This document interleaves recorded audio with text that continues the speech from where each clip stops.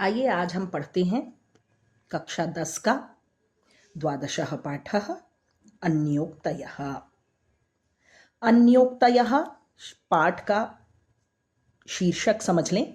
अन्य मतलब किसी और प्रकार से, उक्ति मतलब कहा गया, किसी और प्रकार से कहा गया मतलब साक्षात सीधे सीधे न बोलकर व्यक्ति को किसी और प्रकार से बता दिया जाए कि सद्वृत्ति क्या है, सत्कर्म क्या है। तो यहाँ इस पाठ में राजहंस है, कोयल, मेघ हैं या माली है, सरोवर है, चातक है, इन सब के माध्यम से यह प्रेरणा दी गई है कि अच्छे काम क्या होते हैं, अच्छे कामों को किस प्रकार से हमें उनकी प्रशंसा करनी चाहिए या उनको मानना चाहिए कि कोई हमारे लिए कुछ कर रहा है। कुछ इसी प्रकार के बातें यहाँ पर बताई गई हैं। तो पहला श्लोक हम पढ़ते हैं। एकेन राजहंसेन या शोभा सरसो भवेत् न सा बकसहस्रेण परितस्तीरवासिना। कह रहे हैं एकेन राजहंसेन, एक राजहंस से, या शोभा, जो शोभा, शोभा मतलब सुंदरता, अच्छा लगना, सरसः भवेत्। तो अभी तक तो आपको सभी शब्द समझ में आ गए। एक राजहंस से, तृतीया विभक्ति है, के द्वारा, एक राजहंस के द्वारा। अब एकेन में भी तृतीया क्यों लगी है? क्योंकि ये विशेषण है इसका। तो विशेषण और विशेष्य समान लिंग वचन विभक्ति के होते हैं, इसलिए यहां एकेन में भी तृतीया लगाई गई है। क्योंकि राजहंसेन में तृतीया विभक्ति है, एक वचन पुल्लिंग। या शोभा, या मतलब जो, शोभा मतलब सुंदरता। अब शब्द समझने का है सरसो। सरसो मूल शब्द है यहां पर सरस, मूल शब्द है सरस। सरस का मतलब होता है सरह, मतलब सरोवर जिससे बना है। तो ये सरस यदि मूल शब्द है तो इसकी षष्ठी, पंचमी और षष्ठी दोनों विभक्तियां बनती हैं सरसः, सरसः। और प्रथमा एक वचन बनती है सरह, प्रथमा बनेगी सरह और पंचमी षष्ठी एक वचन बनते हैं सरसः। तो इस प्रकार से यहां पर ये जो सरसः है वो षष्ठी विभक्ति है। और फिर विसर्गस्य उत्वम, क्योंकि आगे आ रहा है भ, तो विसर्ग का उत्व होकर सरसो ऐसा बन गया है। तो मूल यहां पर शब्द है सरसः, संधि होने के बाद आपको दिख रहा है सरसो। तो सरसः षष्ठी विभक्ति है यदि, तो सरह मतलब तालाब, तो यहां हो गया तालाब की। तो तालाब की शोभा, तालाब की शोभा, भवेत हो या होती है। तो हो, एक राजहंस से जो शोभा तालाब की होती है या हो, न सा वह नहीं होती, बकसहस्रेण बगुले यदि हजारों भी हों, हजारों से, तृतीय विभक्ति यहां पर भी है, बकसहस्रेण हजारों बगुलों के द्वारा, परितः मतलब चारों तरफ, चारों तरफ, तीरवासिना, तीरवासिना फिर तृतीय विभक्ति है, तीरवासी एक वचन है प्रथमा। तो तीरवासी मतलब तीर पर रहने वाले, तीर मतलब तट पर, तो जो किनारे पर रहने वाले हजारों बगुलों के द्वारा भी न सा वह नहीं होती, क्या नहीं होती? शोभा। मतलब ये जो सर है इसकी शोभा, सरोवर की शोभा एक राजहंस से जो हो वह हजारों बगुलों के द्वारा तीर पर चारों तरफ रहने पर भी नहीं होती। आशा है आपको समझ में आ गया होगा कि एक राजहंस के द्वारा जो शोभा तालाब की हो वह हजारों बगुलों के तीर पर चारों तरफ रहने से भी नहीं होती। मतलब यदि किसी सभा में एक बुद्धिमान व्यक्ति है तो उससे ही सभा बहुत अच्छी लगने लगती है। हजारों मूर्खों से भले ही सभा भरी हुई हो लेकिन वह सभा अच्छी नहीं होती।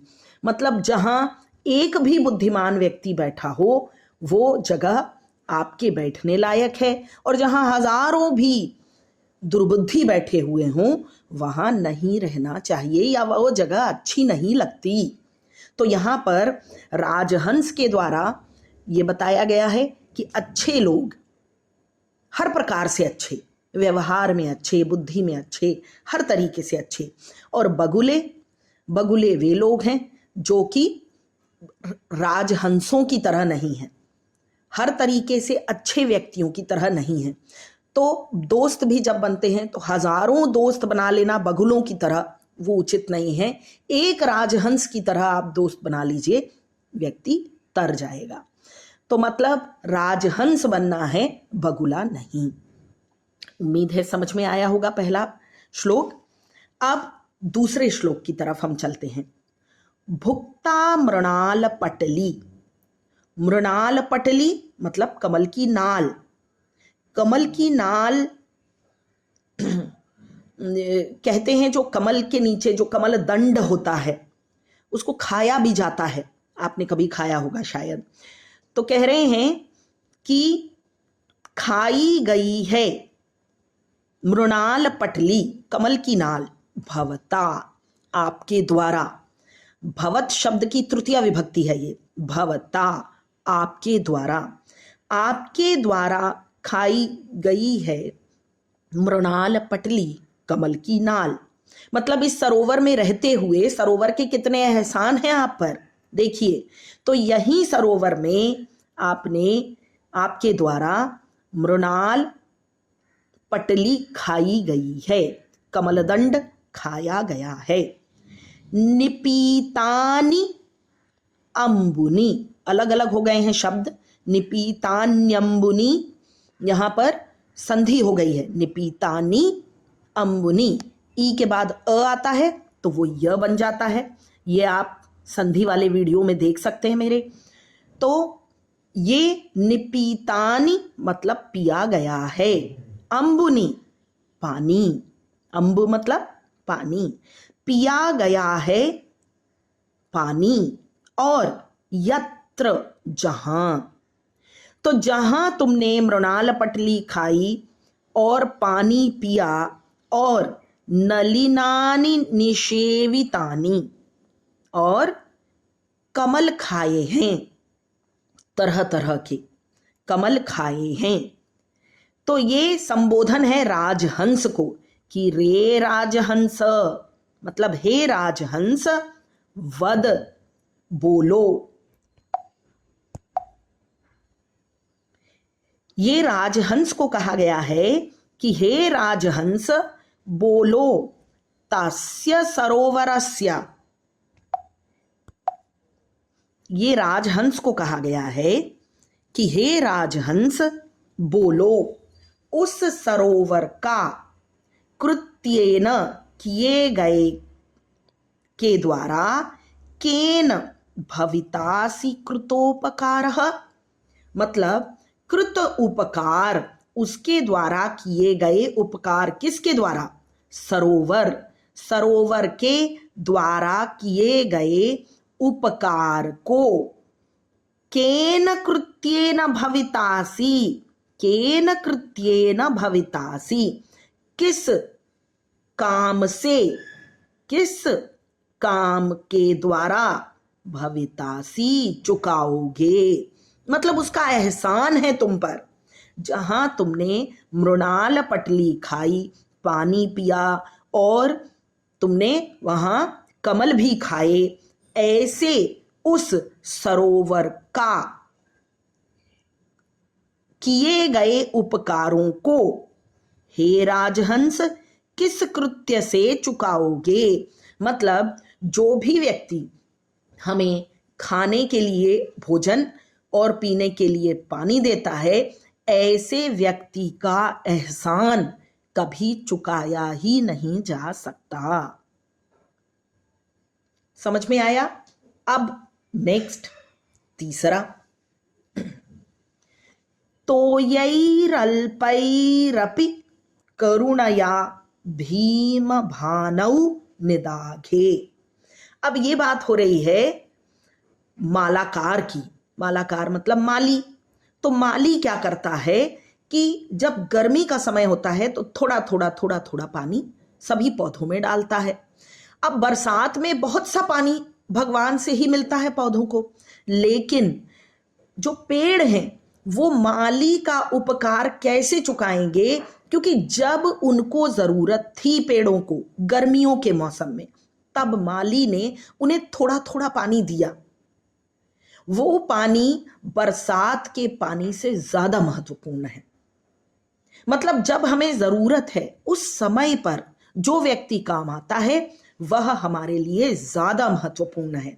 ये बात यहां पर बताई जा रही है माली के माध्यम से और पौधों के माध्यम से, पेड़ों के माध्यम से। तो देखिए इसको, तो यही अल्पैहि अपि।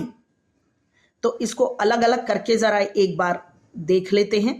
तो यही अल्पैहि अपि, तो ये कौन सी विभक्ति हो गई। तो या का मतलब हो गया पानी, और अल्पैहि, अल्प मतलब कम। तो थोड़े से पानी से के द्वारा, तृतीय विभक्ति है ना, थोड़े से पानी के द्वारा, अपि, तो यही अल्पैहि अपि। अब ये यहां पे रत्व संधि हो गई है, विसर्गस्य रत्वम, यहां भी विसर्गस्य रत्वम। तो यैरल्पैरपि, यहां दिखाई दे रहा है शब्द तो यैरल्पैरपि। तो यैरल्पैरपि करुणया, करुणा से। वृक्षों ने मांगा तो नहीं था पानी, पर माली को खुद दिख रहा है कि पेड़ बेचारे सूख गए हैं, इन्हें थोड़े पानी की जरूरत है। तो करुणा से, करुणा से, थोड़े से पानी से भी करुणा से, भीम भानौ निदाघे। निदाघ मतलब दिन में। कैसा दिन, भीम भानौ, जिसमें सूर्य अपनी प्रचंडता पर है। सूर्य जिसमें अपनी प्रचंडता पर है, ऐसे भीम भानु, भीम भानौ जब सूर्य अधिक तपता है। तो सूर्य के तपते वाले, भानु मतलब सूर्य, भानौ भानु में सप्तमी विभक्ति है भानौ, और भीम मतलब बहुत तेज, बहुत ज्यादा बलशाली जब हो जाए भानु। निदाघे दिन में, गर्मी में, निदाघ गर्मी, भयंकर गर्मी। तो ऐसे जब प्रचंड सूर्य में गर्मी के समय करुणया, करुणा से, अल्पैहि तो यही अपि, थोड़े से पानी से, मालाकार, हे मालाकार, व्यरचि, व्यरचि की है, भवता आपके द्वारा, आपके द्वारा की है। क्या की है, तरोरस्य पुष्टि ही, इस तरु की संतुष्टि। पुष्टि मतलब संतुष्टि, इस तरु की, इस तरु की आपने पुष्टि की है। कब, थोड़े से पानी से, करुणा से, बहुत ज्यादा गर्मी के समय में जब प्रचंड सूर्य होता है, तो हे मालाकार, आपके द्वारा जो इस तरु की, तरोहो अस्य, यहां पर भी रत्व संधि है। तरोहो अस्य, इस तरु की, तरु मतलब पेड़, इस पेड़ की जो पुष्टि की गई है, व्यरची की गई है, हे मालाकार। और ये तब समझ में आएगा जब इसका अन्वय कर लिया जाएगा। तो अन्वय में सबसे पहले जैसे विश्वतः, विश्वतः मतलब चारों ओर से, तो विश्वतः सबसे पहले चारों ओर से, प्रावर्ष्येण वाराम, वार वारी आपने सुना होगा पानी को कहते हैं, तो प्रावर्ष्येण बरसता हुआ, है ना, धाराओं का प्रवाह, वर्षा का पानी, तो प्रावर्ष्येण वर्षा की, वारा मतलब पानी के, तो वर्षा के पानी के, प्रावर्ष्येण वारा चारों तरफ से वर्षा के बहते हुए पानी से, वर्षा के काल के चारों तरफ बिखेरते हुए पानी से। अब धारासारान विकीरिता, धारासारान धाराओं के प्रवाह को बिखेरता हुआ, जो बरसात का पानी होता है वो चारों तरफ धाराओं को बिखेर देता है। तो उसकी बात हो रही है कि जो थोड़े से पानी से गर्मी में जो मालाकार माली इस तरह की पुष्टि करता है, हे माली तुम जो पुष्टि करते हो, वह चारों तरफ से बरसात के जल से की धाराओं के बिखेरने के द्वारा भी, बिखेरते हुए भी, वारिदेन बादलों के द्वारा, प्रावर्ष्येण वाराम बहुत वर्षा के समय में पानी के, धारासारानपि बहुत धाराओं में के प्रवाह में बहते हुए भी, इह इस संसार में सा किम शक्या जनयितुम, वह किस प्रकार से उत्पन्न की जा सकती है।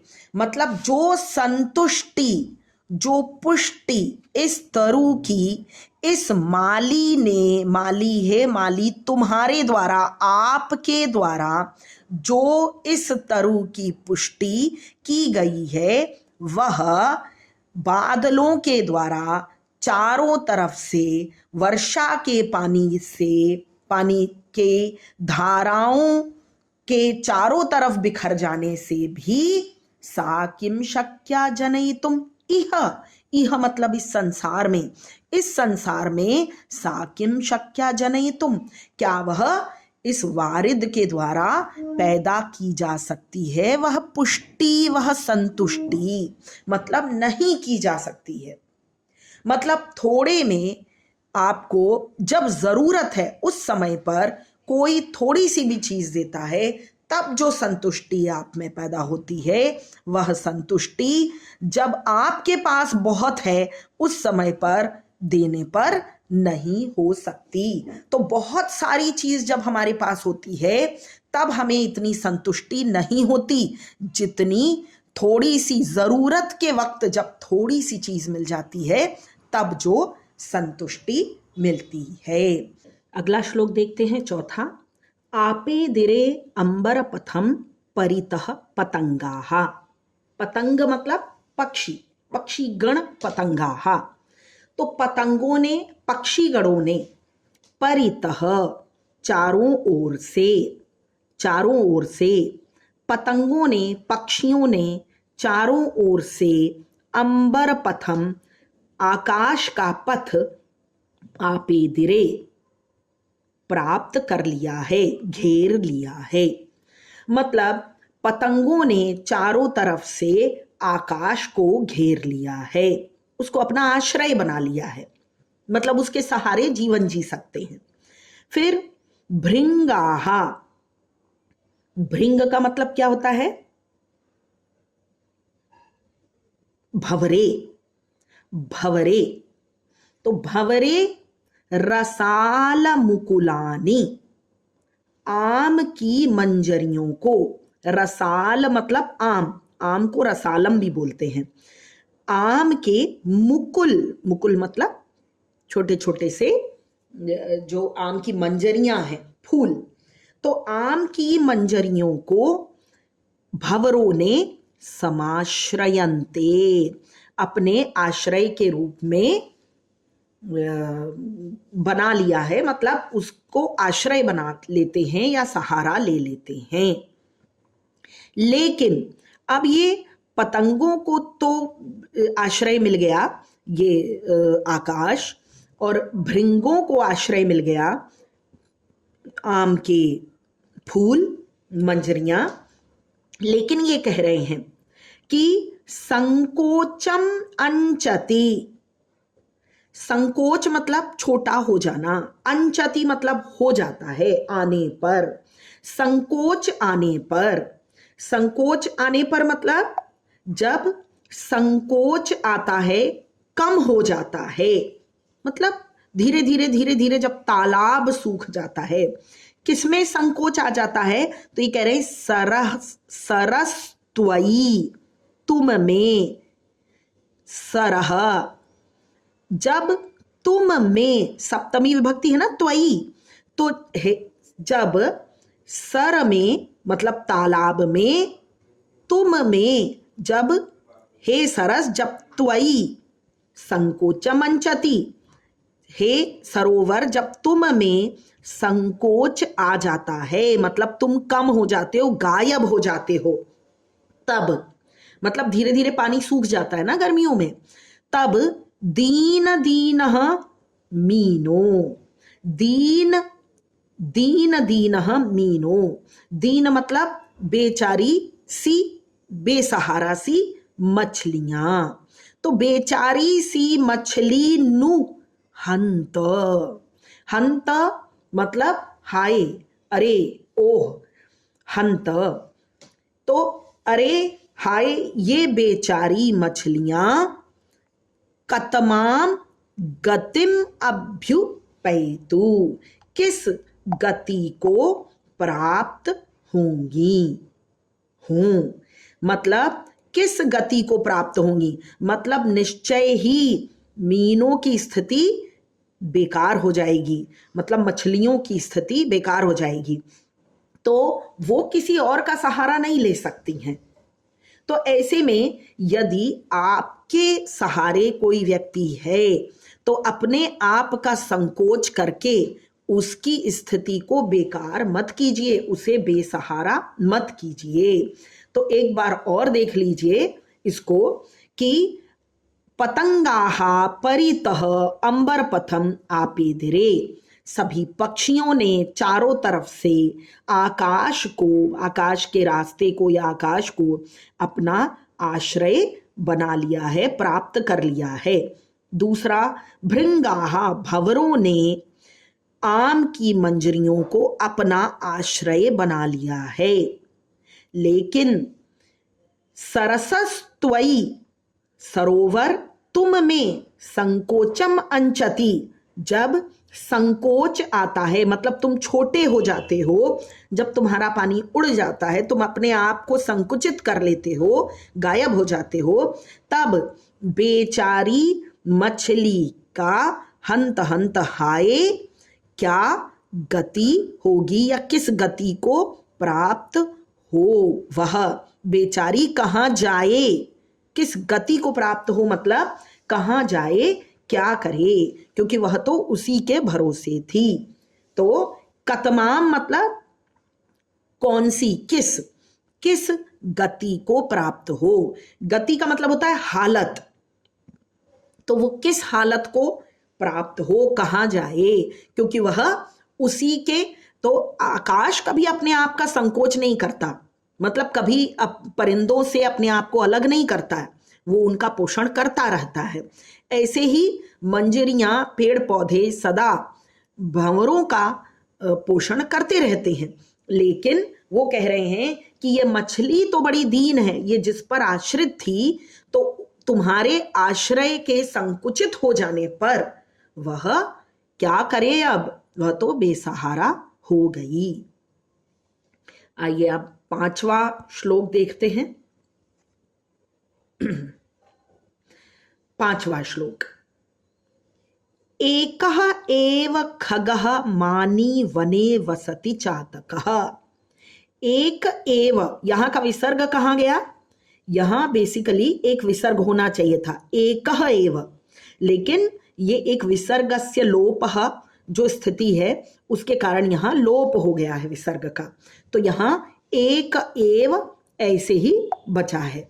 एक एव, एक ही, खगो, खग मतलब पक्षी, मानी स्वाभिमानी, एक ही पक्षी स्वाभिमानी वने वसति, वन में रहता है, जिसका नाम है चातकः। एक ही पक्षी स्वाभिमानी वन में रहता है। क्यों उसका स्वाभिमान माना जाता है? स्वाभिमान इसलिए माना जाता है कि वह या तो मरते मर जाएगा, प्यासा मर जाएगा, या फिर वो इंद्र से पुरंदरम मतलब इंद्र को याचना करता रहता है। पिपासितो वा म्रियते, या तो वो प्यासा मर जाता है, या फिर बरसात की याचना करता रहता है, क्योंकि उसके लिए यह बात प्रसिद्ध है कि वह पीता है तो सिर्फ बरसात का पानी, नहीं तो वह प्यासा ही मर जाता है। इसको कहते हैं स्वाभिमानी। मतलब उसमें इतना स्वाभिमान है कि उसने एक बार यदि निश्चित कर लिया है कि वह सिर्फ बरसात का ही पानी पिएगा तो वो प्यासा मर जाएगा, लेकिन सामान्य पानी नहीं पिएगा यहां वहां का। और वह पुरंदरम मतलब इंद्र को, इंद्र बारिश के देवता माने जाते हैं, बरसात के देवता, तो इसलिए वह इंद्र को से याचना करता ही रहता है। तो वह इंद्र बरसात की याचना इंद्र से करता रहता है, या फिर वह प्यासा ही मर जाता है। इसे कहते हैं स्वाभिमानी। एक बार निश्चित कर लिया तो वह ऐसा ही रहता है। पर्वत कुलम आश्वस्य, पर्वतों को तृप्त करके, ये दो के लिए है, तृप्त करके। किस किस को? काननानी पर्वत कुलम, पर्वतों को, और काननों को, कानन मतलब होता है जंगल, तो काननानी मतलब जंगलों को, जंगलों और पर्वतों को तृप्त करके। कैसे कैसे कैसे हैं ये? तो जंगल कैसे हैं? उद्दाम दाव विधुराणी, उद्दाम दाव विधुराणी, लंबे लंबे, उद्दाम मतलब ऊंचे ऊंचे, दाव मतलब पेड़, विधुराणी से रहित मतलब जिनमें ऊंचे पेड़ नहीं है, ऐसे काननानी, ऐसे काननानी, बड़े बड़े पेड़ों से रहित जंगलों को। और कैसे? पर्वत कुल को। पर्वत कैसा है? तपनोष्ण तप्तम, ताप से, उष्णता की ताप से तप्त, उष्णता की ताप से तप्त पर्वत कुल और काननों को आश्वस्य तृप्त करके। अब आगे हे जलद, एक और भी बात कही गई है, नाना नदी नद शतानि च पूरयित्वा, नाना तरह तरह के, नदी नद शतानि, नदी और नद सैकड़ों नदी नदों को, तरह तरह के सैकड़ों नदी नद को, पूरयित्वा भर कर, यदि, हे जलद जो तुम रिक्त हो, तुम यहां अंडरस्टूड है, जो तुम रिक्त हो गए हो, खाली हो गए हो। तो जो तुम खाली हो गए हो, खाली क्यों हो गया है? क्योंकि पर्वतों पर बरस गया है और जंगलों पर बरस गया है और नाना नदी नद को भी उसने अपना पानी दे दिया, उनको भर दिया है पूरयित्वा पूर कर। जो तुम खाली हो, रिक्तो असि यज् जलद, हे जलद जो तुम रिक्त हो, सा एव सैव, वह ही, वह ही तव तुम्हारी, उत्तमा श्री ही, वह ही तुम्हारी उत्तम शोभा है। शोभा संपत्ति है, वह ही तुम्हारी संपत्ति है। तो भले ही तुम खाली हो गए हो, लेकिन तुम जब भरे हुए थे उस समय पर तुमने अपनी सारी संपत्ति लोगों को भरने में खर्च कर दी, तो तुम खाली होकर भी तुम शोभायमान हो रहे हो, क्योंकि यही तुम्हारी उत्तम संपत्ति या उत्तम शोभा है। आया समझ में सभी को? अब अगला, रे रे चातक, अरे अरे चातक। चातक के बारे में हम पहले भी पढ़ चुके हैं। तो कह रहे हैं अरे अरे चातक, क्योंकि चातक सदा सिर्फ बरसात का ही पानी पीता है, सीधे नीचे जब वो डिपॉजिट हो जाता है तब नहीं पीता। सिर्फ वो जब ऊपर से बूंदें गिरती हैं, उसके मुंह में जितनी बूंदें पड़ती हैं वो उतनी ही बूंदें पीता है। ये उसके लिए प्रसिद्ध है, एक पक्षी है चातक। तो अरे अरे चातक, सावधान मनसा मित्र, सावधान मन से हे मित्र, क्षणम श्रूयताम, श्रूयताम थोड़ा सुनो, एक क्षण सुनो। अंबोदा, अंबोदा मतलब पानी देने वाले, मतलब फिर बादल। अंबोधा बहवह भवन्ति, बहुत सारे होते हैं। बादल तो बहुत सारे होते हैं गगने, गगन में, गगन में बादल तो बहुत सारे होते हैं, लेकिन सर्वे अपि न एतादृशाः, नैतादृशाः, सभी इस प्रकार के नहीं होते। संधि हो रही है यहां पर, न प्लस एतादृशाः, सभी इस प्रकार के नहीं हैं। किस प्रकार के नहीं हैं? मतलब सब एक जैसे नहीं हैं। सर्वे न एतादृशाः, सभी ऐसे नहीं हैं।